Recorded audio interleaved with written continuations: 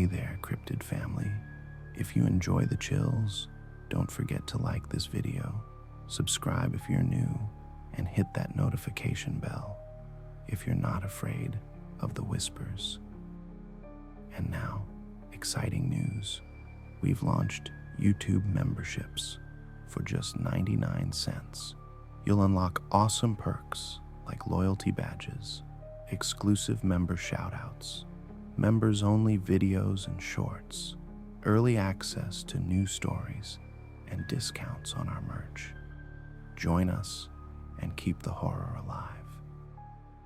And now, enjoy the story. The envelope arrived on your doorstep like an omen, black as night, sealed with crimson wax, and perfumed with an air of old-world elegance. An invitation to a dinner party. How quaint, you thought. Maybe it's a chance to network, to enjoy a bit of fancy food and pretentious small talk. You've dressed to impress, stepped into the mansion, and let the ominously creaking doors close behind you. That's when it hits. Something's off. The candles flicker in a way that feels alive. The other guests seem a little too pale, and the wine, oh, the wine, is a shade of red that can only be described as ominous. You've walked into a vampire dinner party. First, let's get one thing straight. The vampires aren't here to entertain you. No, you are the entertainment, or more accurately, the main course. But don't worry just yet. You're not doomed. At least, not entirely. Vampires may be centuries old and dangerously charming, but they're also bound by tradition, etiquette, and just the right amount of arrogance. If you play your cards right and follow a few carefully curated survival tips, you might just make it out alive. Might. This isn't your average night out. Forget awkward small talk and bad hors d'oeuvres. This is about navigating a room full of predators with your blood still firmly inside your veins. You'll need to watch every word you say, every sip you take, and every shadow you step into. Because one false move, one overly friendly smile, and you'll find yourself as a guest of honor in the worst possible way. Lucky for you, we've compiled a survival guide for just such an occasion. With wit, charm, and maybe a hint of garlic, you'll learn how to dodge predatory gazes, avoid the cursed wine, and keep your neck bite free. So, tuck in that scarf, say a polite hello to your undead hosts, and follow these tips. Because at this dinner party, the stakes couldn't be higher, and we're not just talking about wooden ones. Welcome to Tips to Survive a Vampire Dinner Party. Your survival starts now. Tip 1. Watch what you drink.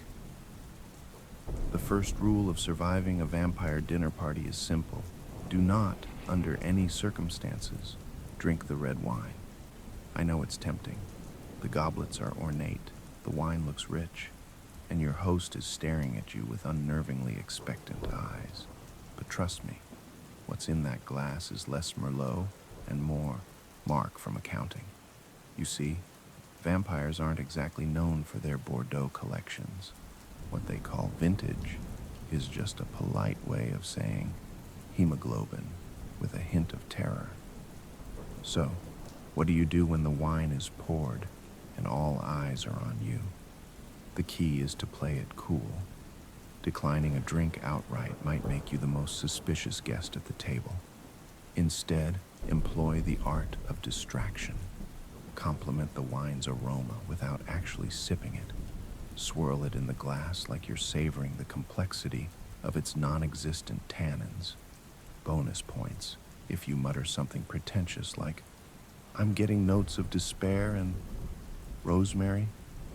But let's say you've already taken a sip. Poor decision-making, but we'll forgive you. Don't panic. Just don't swallow. Excuse yourself to the bathroom with the grace of a Regency-era aristocrat and spit it out as discreetly as possible. Then splash some water on your face and ask yourself, why you thought attending a dinner party in a crypt-like mansion was a good idea in the first place. Now, if you're thinking, what's the harm in one little sip?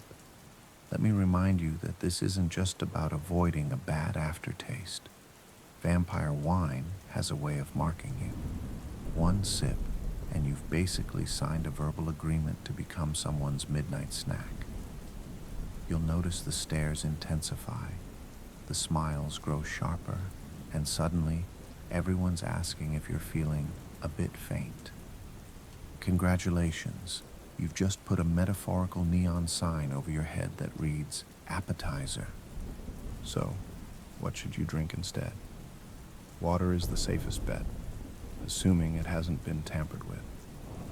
Stick to sparkling if you're feeling fancy, and hold the glass close to your chest at all times. If you're really paranoid, and you should be, offer to pour your own drink from the kitchen. Sure, the vampires might side-eye you, but at least you won't be sipping on Dave from HR. Remember, survival at a vampire dinner party is all about subtle defiance. Play the game, keep your wits about you, and for the love of garlic, don't raise a toast with the red stuff, because at this party, one drink could be the difference between making it to dessert or becoming dessert. Tip 2. Avoid rooms without windows. It's an elegant dinner party in a sprawling mansion. Of course, there are going to be rooms without windows. A study, a library, maybe a cozy little sitting room for quiet conversation.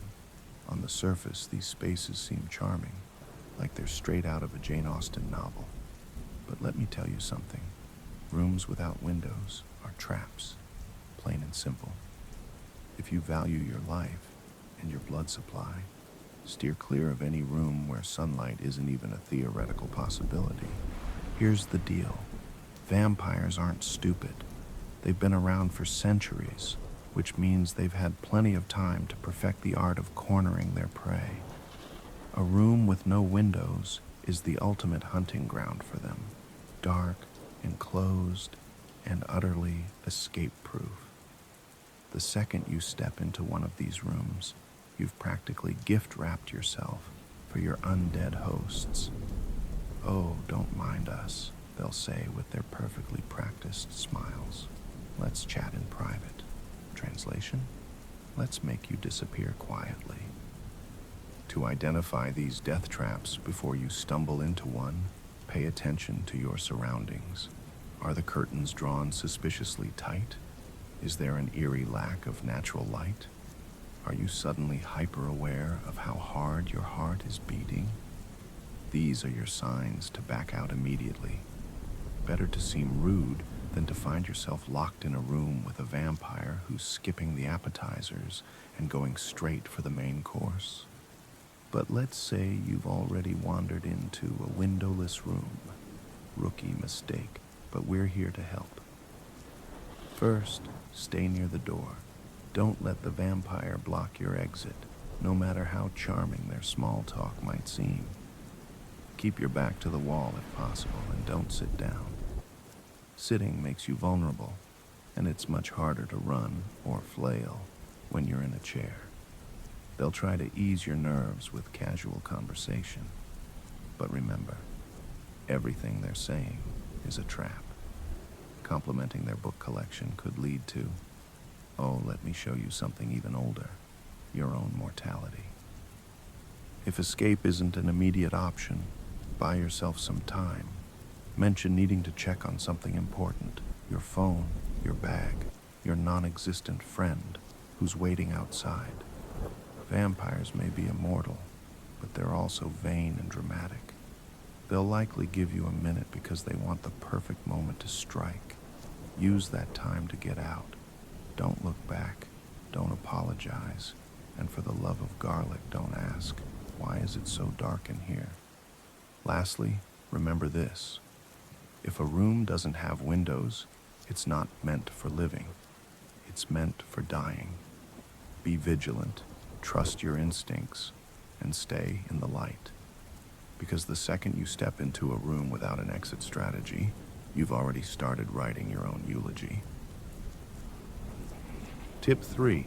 Compliments can kill. At any normal dinner party, complimenting the food or your host's impeccable taste and decor is just polite. But at a vampire dinner party, it's a verbal minefield. One misplaced compliment, and you're not just buttering them up. You're seasoning yourself for the main course. Vampires thrive on double meanings, and your innocent words could be the unintentional RSVP to your own demise. Let's start with the obvious. Never compliment the food. You might think saying, "This steak looks so rare," makes you sound sophisticated. But to a vampire, you've basically just said, "I love my meat slightly alive, just like me."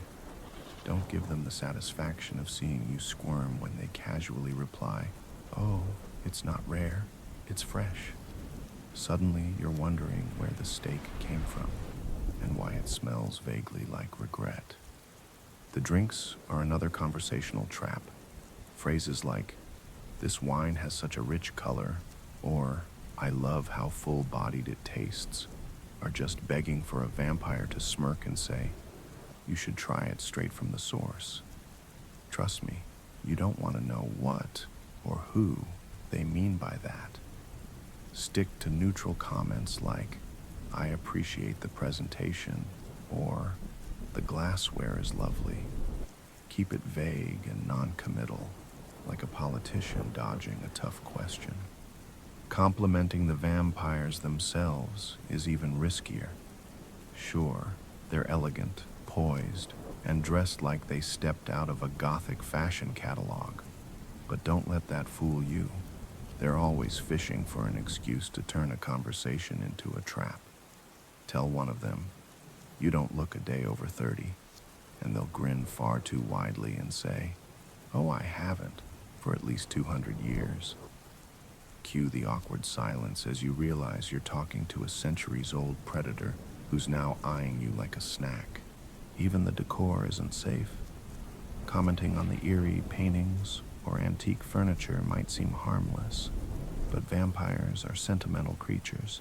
That dusty armchair, it's probably from the 18th century, and they'll insist on telling you how they acquired it, probably during a bloody raid or as a memento from their last human guest. Compliments in this context aren't just conversational fluff. They're gateways to dark stories you'd rather not hear. So, how do you navigate this verbal minefield? Stick to safe, neutral topics. Compliment the weather, if there's even a window to see it. Talk about the candles or the ambiance, or better yet, just nod politely and keep your mouth shut. Vampires thrive on wit and wordplay, so the less you give them to work with, the better your chances of surviving the night. In the end, remember, compliments at a vampire dinner party aren't just risky, they're downright dangerous. Every word you say is a potential double-edged sword, and the vampires are masters at twisting it in their favor. So choose your words carefully, or you might find yourself on the receiving end of a toast you never wanted to make. Tip 4. Dress for survival. When you first received the invitation to this elegant dinner party, you probably thought, "I'll just wear my nicest suit or my most flattering dress." Big mistake. You didn't realize you were RSVPing to a vampire dinner party, where dress to kill is more than just a turn of phrase. It's the evening's unofficial theme. Now, your outfit isn't just a fashion statement, it's your first line of defense. The key to surviving this soiree is to blend in while protecting yourself. Vampires have a keen eye for detail, so showing up in garlic necklaces or a wooden stake bandolier will scream, "I know what you are, and I'm terrified." Instead, opt for subtle survival gear. High collars are your best friend. They not only add a touch of Gothic elegance, but also provide a barrier for your vulnerable neck. Think of it as armor disguised as fashion. Scarves are another excellent accessory, and not just because they're trendy. A thick scarf wrapped tightly around your neck creates a physical barrier between you and any fanged partygoers. For bonus points, spray it with a hint of garlic oil. Not enough to give yourself away, but just enough to make a vampire think twice about leaning in too close. Vampires may be predators, but they're also picky. They're not going to risk their centuries-old appetite for someone who smells faintly of pizza seasoning. Next, let's talk about footwear. You might be tempted to wear your fanciest heels or shiny dress shoes to match the occasion, but practicality should trump style. Opt for comfortable, sturdy shoes with good traction. You never know when you'll need to make a quick exit, and slipping on a polished ballroom floor could turn you into a literal sitting duck. Bonus points if your shoes have steel toes, because a well-placed kick might buy you just enough time to escape. Jewelry is where you can get creative. Silver isn't just chic, it's a potential lifesaver. A silver pendant, cufflinks, or even earrings can serve as subtle deterrents, especially if you accidentally lean too close to a vampire with it. But be careful not to overdo it. Too much silver, and you'll attract unwanted attention from your undead hosts, who will immediately recognize that you know more than you're letting on. Finally, choose fabrics wisely.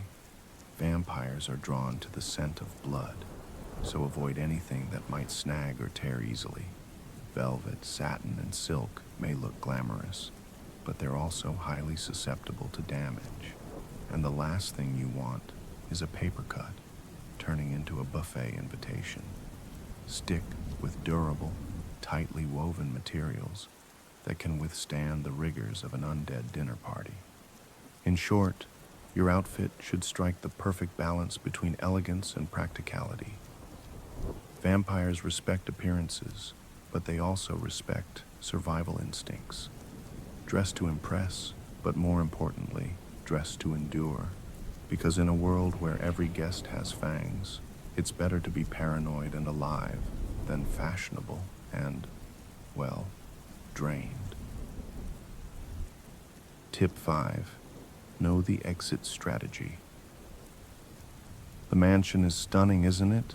Sweeping staircases, ornate chandeliers, velvet-draped windows. It's the picture of Gothic luxury. But here's the problem. All that elegance is designed to distract you from one glaring fact. This place is a maze, and you're trapped inside it. If you want to survive the night, you need to know exactly how to get out, and you need to know now. Because the vampires, they know the layout better than you ever will. Your first order of business is to locate every possible exit.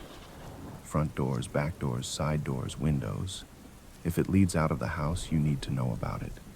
Do this casually. Don't go running around with a flashlight muttering, "Where's the escape route?"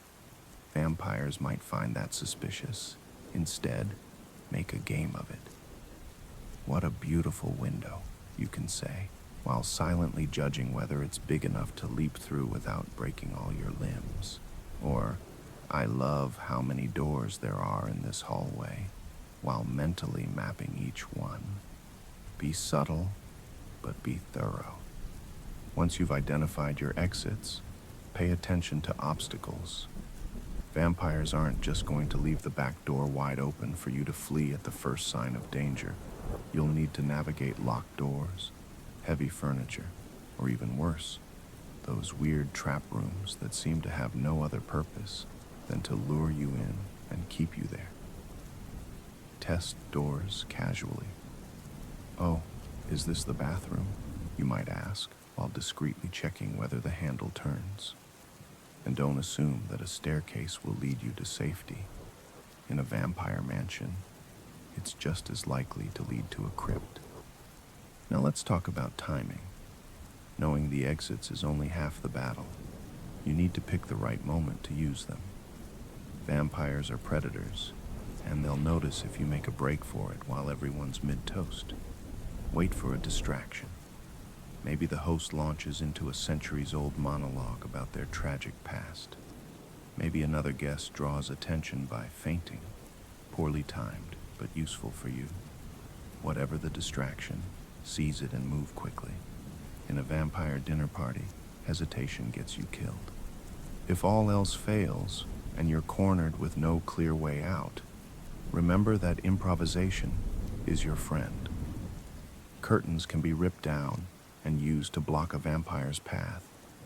Candlesticks make surprisingly effective weapons, or at least distractions.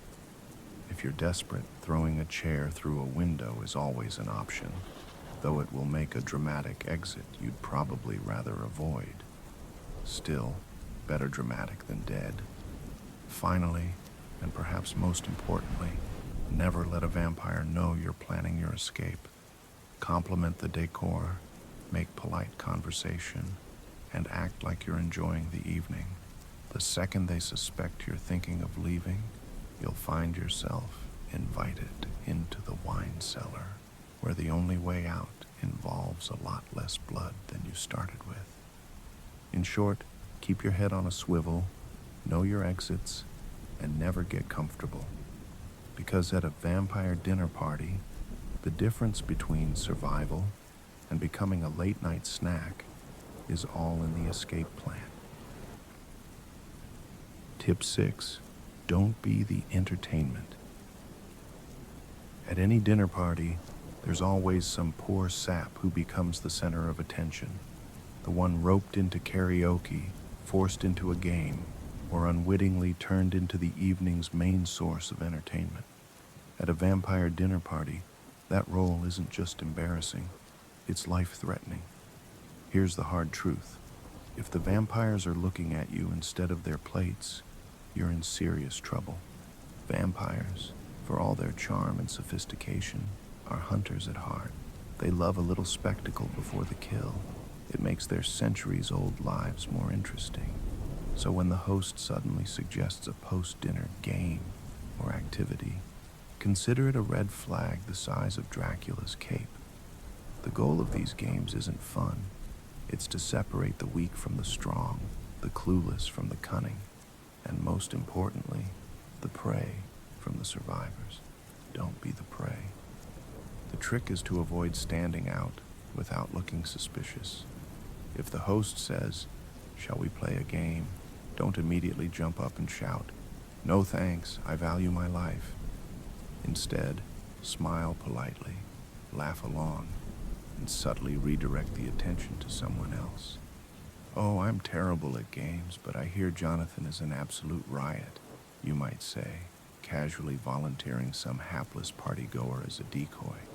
"Sorry, Jonathan, but it's you or me." What kinds of games are we talking about?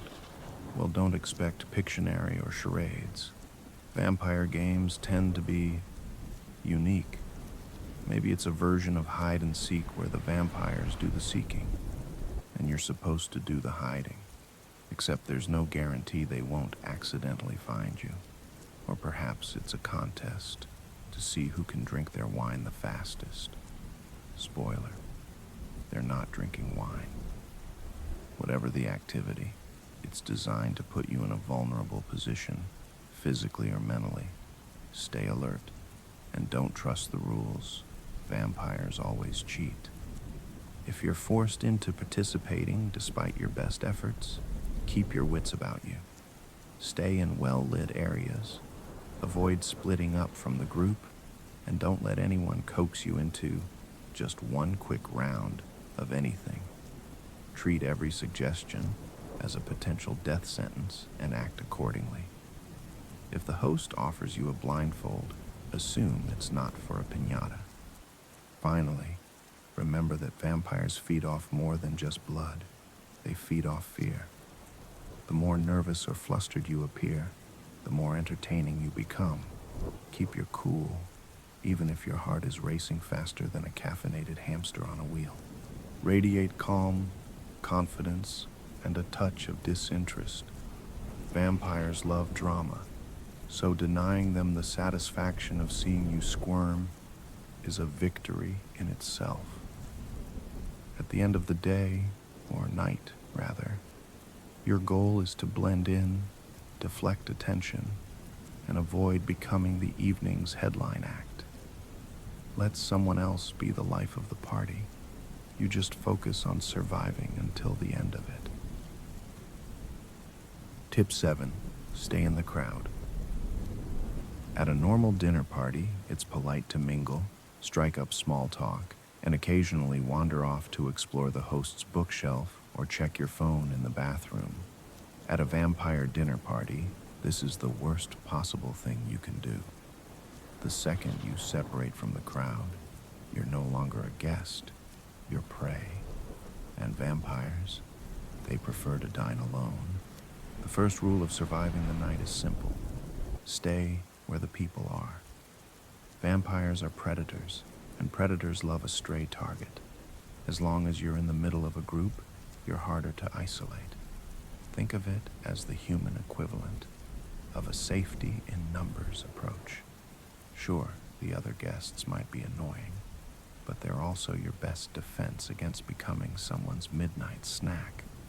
Of course, blending into the crowd requires a bit of finesse. You don't want to draw attention to yourself by acting overly paranoid. Vampires can sense fear like a shark smells blood. So, engage in light conversation, laugh at the host's dry 18th century humor, and occasionally nod in agreement when someone mentions how rich the wine tastes. You already know better than to drink it, right? The key is to appear pleasant but unremarkable. You want to be the person nobody remembers when the night is over, not the one who gets invited into the kitchen for a private tour. Now let's talk about the vampire's tactics. They'll try to lure you away from the group with charming smiles and silky words. Can I show you something in the library? Or, would you like to see the view from the terrace?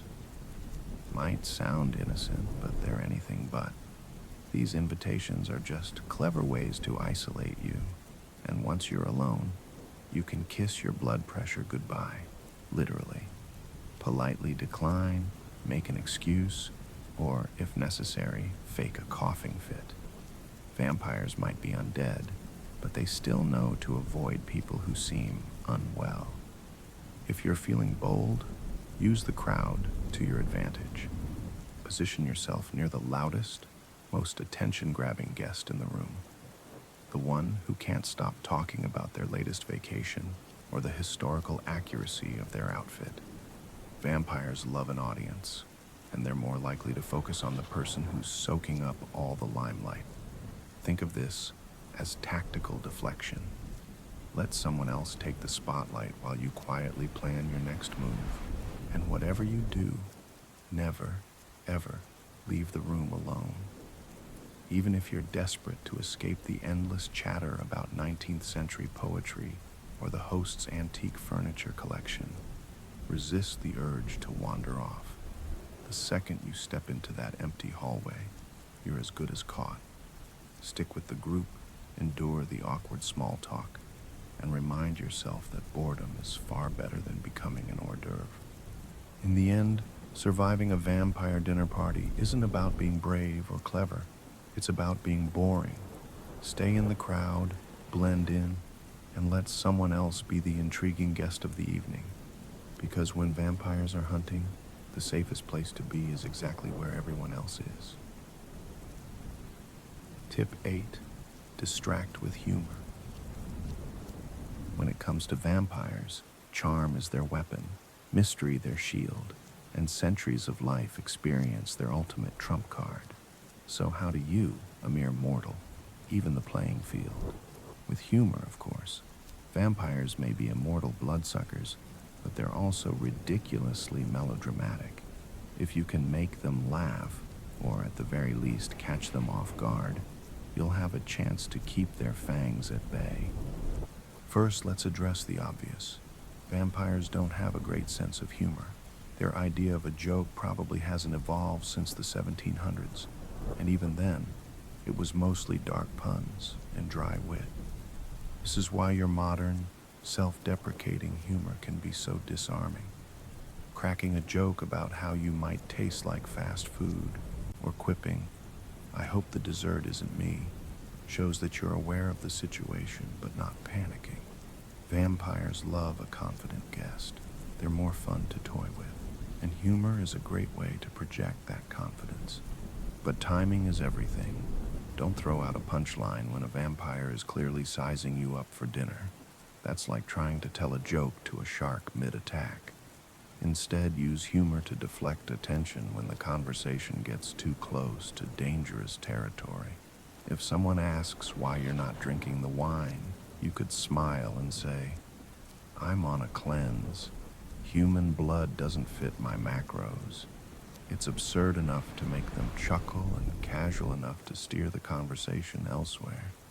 Group settings are also an excellent stage for humor. If the room is tense, a well-placed joke can diffuse the atmosphere and subtly remind the vampires that you're more than just a snack. You're entertainment. Vampires may be predators, but they're also vain, and they love a good audience. Play up the social dynamics by gently poking fun at the overly serious guests or making light of the dramatic ambiance. This candlelit vibe is great. Who knew vampires moonlight as interior designers? It's playful, but it also keeps the focus off your jugular. Of course, there are lines you shouldn't cross. Don't joke about the vampires themselves, no matter how ridiculous their ruffled shirts or brooding glares might be. Vampires are notoriously sensitive about their image, and a poorly timed crack about their pale complexion or centuries-old wardrobe could turn their amusement into annoyance, and annoyance into bloodlust. Stick to neutral, clever observations about the setting or the situation, and leave the roast humor to someone who doesn't mind getting bitten. Finally, don't overdo it. A little humor can make you seem confident and clever, but too much can make you seem annoying. And nothing whets a vampire's appetite like wanting to shut someone up. Use your jokes sparingly, like garlic seasoning on a steak. Just enough to keep things interesting, but not so much that it becomes overpowering. In the end, humor is your shield, your charm, and your way of reminding the vampires that you're not just another faceless guest. You're quick, you're witty, and you're more fun alive than dead. And sometimes a well-placed laugh is all you need to keep the monsters at bay, at least for one more night. Tip 9. Dessert is a red flag. If you've made it this far into the dinner party, congratulations. You've dodged the wine, avoided the windowless rooms, and survived the vampire's dangerously charming small talk. But just when you think the worst is over, the host claps their hands and announces dessert. Don't let the sugar-coated invitation fool you. At a vampire dinner party, dessert is less about satisfying a sweet tooth and more about satisfying, well, you. If you're not careful, you might end up as the final course. The first thing to note is that vampire desserts are rarely what they seem. Sure, that gelatinous mold may look like strawberry jelly, but odds are it's flavored with something a bit more crimson and that delicate pastry. There's a good chance it's infused with an ingredient that once had a pulse. Vampires have a knack for turning ordinary dishes into something sinister, and they won't hesitate to offer you a bite while watching with amused, predatory glee. So, how do you handle the situation without becoming dessert yourself? Start by asking questions, carefully. What's in this? Might seem like a harmless inquiry, but it's also an opportunity to gauge the host's reaction.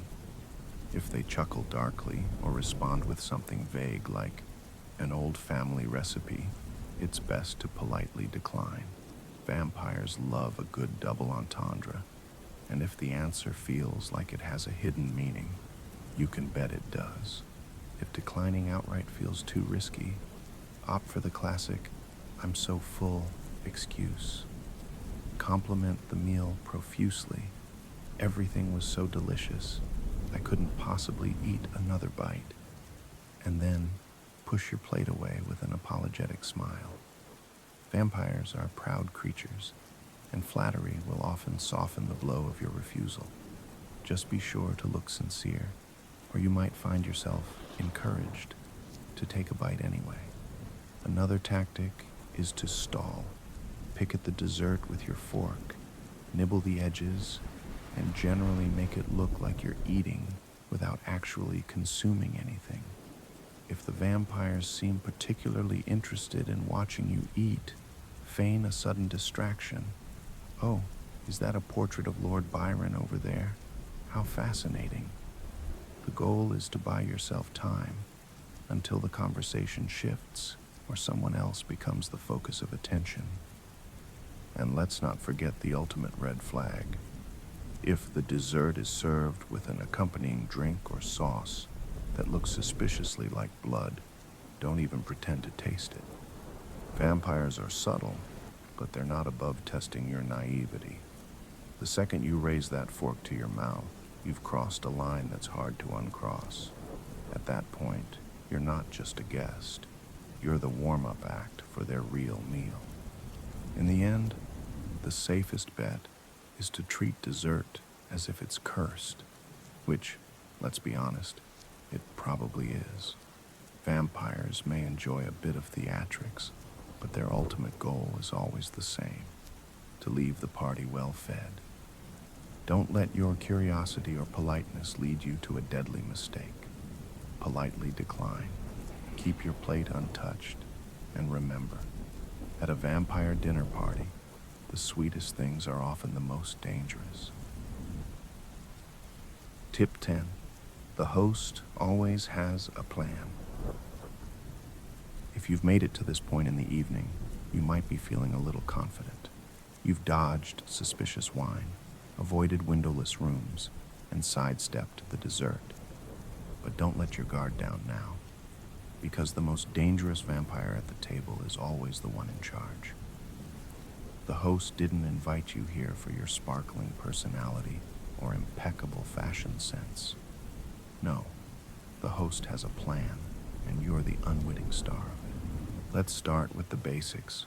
Vampire hosts are not like human ones. A human host might worry about things like seating arrangements or whether the chicken is overcooked. A vampire host, their main concern is how best to lure you into a false sense of security. Everything about this dinner party, the ambiance, the charm, the vintage decor, is carefully curated to distract you from one glaring fact. You're not the guest, you're the prey. The first step in dealing with a vampire host is understanding their motivations. They didn't invite you here by accident. Maybe they've been watching you for weeks, fascinated by your potential as a meal. Maybe they're testing you, curious to see if you'll make a good addition to their coven. Spoiler, this is not a compliment. Or maybe you're just the unlucky +1 who caught their attention. Whatever the reason, know this: the host isn't just another vampire. They're the predator in charge of all the other predators.